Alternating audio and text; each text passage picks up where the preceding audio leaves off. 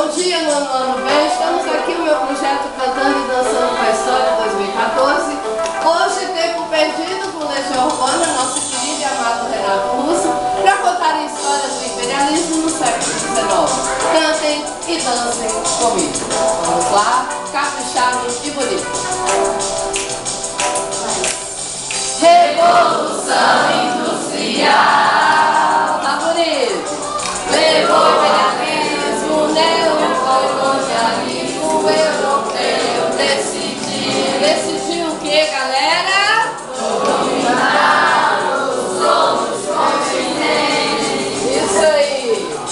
Vamos cantar sobre a África e a Ásia, futuros mercados consumidores.